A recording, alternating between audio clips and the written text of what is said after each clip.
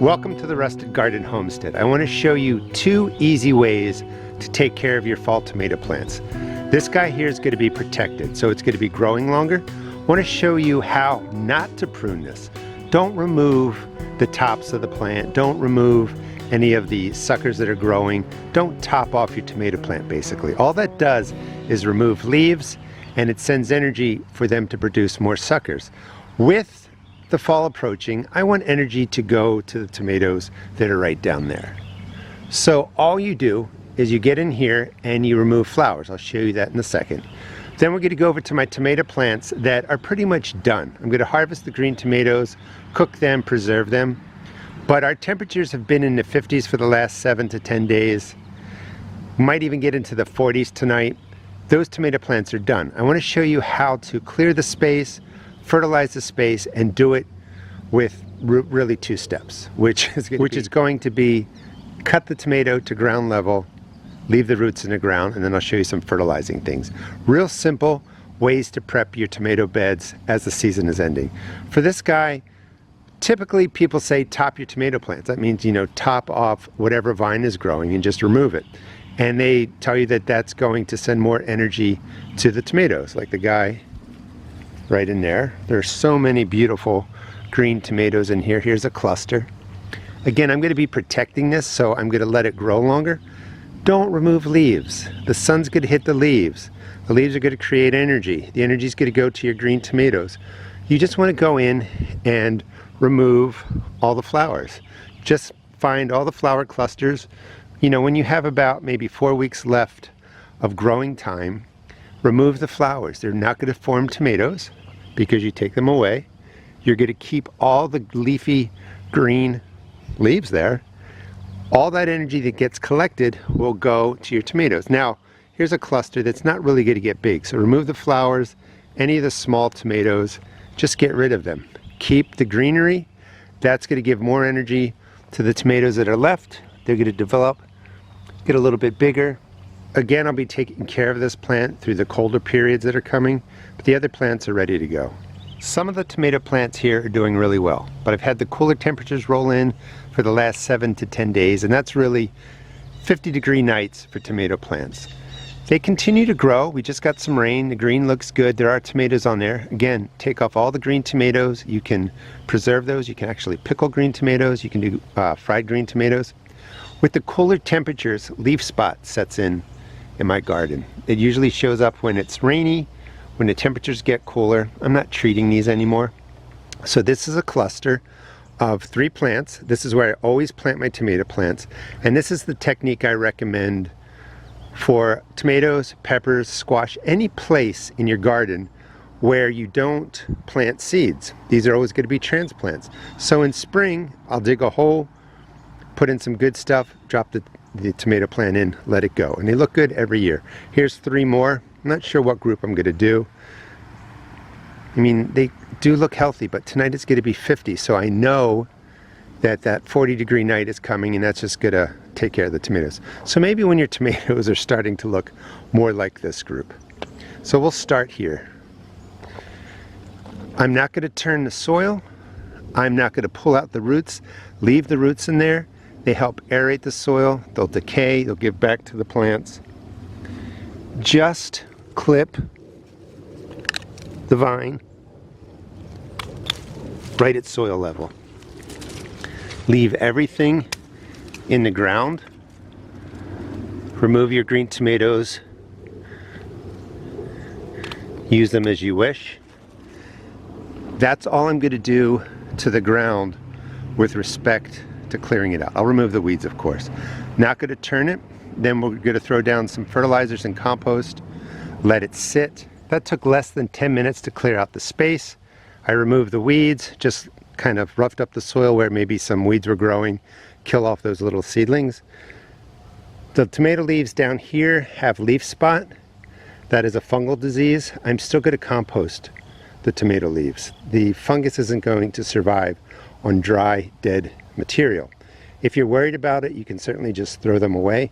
The whole key to managing diseases in your garden on your tomato plants is prevention. So if you want to subscribe and follow me, I'll show you how I manage my plants come 2024. I also have a ton of videos on it. Just look up managing, fungal issues on tomato plants on my channel. You'll find the information. The whole idea is do the minimal amount of work but get maximum production. The root systems are staying in the ground. The leaves or the weeds were removed, soil lightly roughed up. You could put down at this point a couple handfuls of organic granular fertilizer. I'll show you how to do that. If you have compost, a good 2 inches of compost across here would be great. If you only have leaves and maybe grass clippings, you could put down some leaves and grass clippings. Combination of all three. I also like to throw some wood ash on here. I'll show you that too. It's from my fire pit. Not a whole lot. You're not going to mess up the pH. People worry about that. That will get this whole bed prepped really under 20 minutes. It's set up. This is left to sleep through winter. Come spring, I'll plant my transplants right in here. The plants will do really, really well. So in this case, I'm not turning the soil. Once your beds are somewhat established, you really don't have to keep turning your soil. You don't have to keep amending it. It's okay if you have to do that. Maybe you're just getting started. Maybe it's heavy clay and you're just mixing amendments into there. There's a big difference between no dig and no tilling. Tilling just pulverizes the space. You don't want to do that. But if you have to put in a shovel, turn it over, you're not going to harm anything. But why do that when you don't have to? This is an organic granular fertilizer, slow release. Most of them are pretty much the same ingredients. Buy whatever is on sale, whatever fits your budget. You don't need fancy organic granular fertilizer.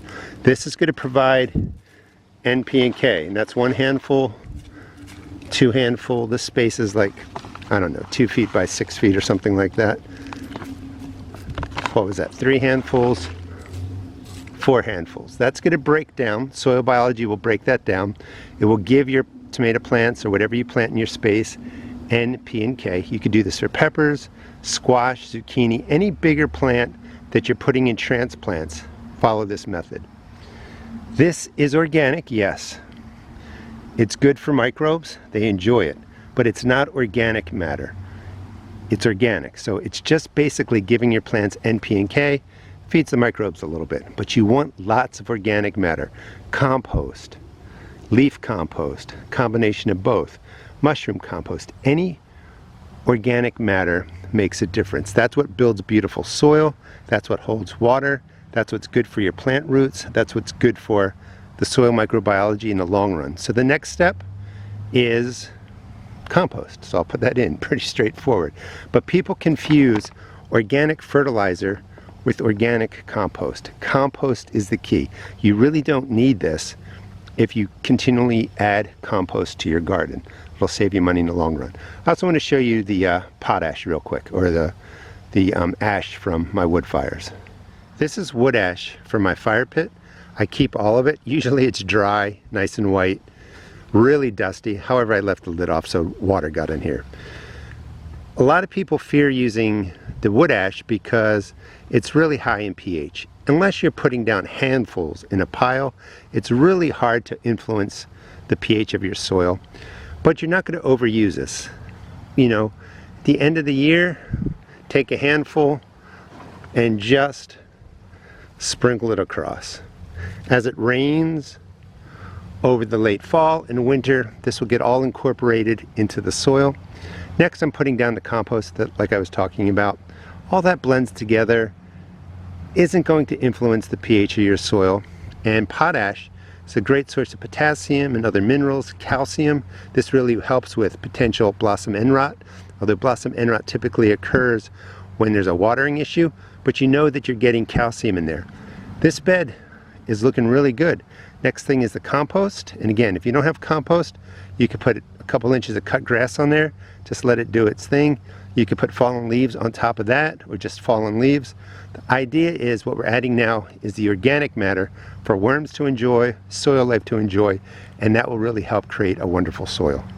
The next step is to put down compost. Stepped over to the other bed that I set up the same way. Maybe you have tomato plants, or you have one in that area that you want to continue to grow. This one's doing pretty well. You can leave it in the ground because later on we're just going to cut it down at the level of the surface, remove the top part, the rest of the tomato plant. So we can do this setup and still have plants in this space. Here I remove them. Right over here we're keeping one in. Put down the organic granular, the wood ash, and now compost. Important thing about compost is that bagged compost is not regulated. So you don't really know what you're getting. You don't really know how well that compost, the organic matter, is truly broken down. If you take bagged manures, bagged compost, and you do this in spring, it's possible that this has not decayed down nearly to 90% finished or 100% finished. That means the manures and the compost in your ground may challenge your plants for nitrogen. So a great time to use the bagged composts are in the fall, when you can lay them down. Maybe they're not the best stuff, but over the next 5, 6, 7 months, they're going to break down and it's going to be great for your garden. This is stuff that I make. This is some of my own stuff, some bag stuff. Good to go. You're just going to put down, if you have it, 2 or 3 inches. If you don't have a lot, 1 to 2 inches. But you just want to get the compost evenly spread out. And it would look something like this. I need more compost. I would take it and just cover over this space where the tomato plant is. Later on, you remove the tomato plant. Compost can dry out quickly, so this is pretty much done. But I want to add a couple inches of fresh cut lawn. Could be grass, could be weeds, as long as they don't have seed heads, could be leaves. Cover this over, keep everything moist. Nature will do its thing. 5, 6 months, this will be perfect for planting. But you don't have to overthink it. Again, to stress, if you got compost, use that. The organic granular is nice. It's organic. Lightly feeds, as I was saying, the microbes, but it doesn't have all that plant material. It's not really broken down life. This is the gold right here. This is what builds great soil. So you need a lot of organic matter to really fuel, so to speak, your soil. And a lot of times we skip the compost. We think that organic fertilizer is the same thing, and it's not. Feeds the plants NP and K, but you really want to get into the habit or get into the position where you can put in tons of compost into your garden, and your garden's going to love you for it.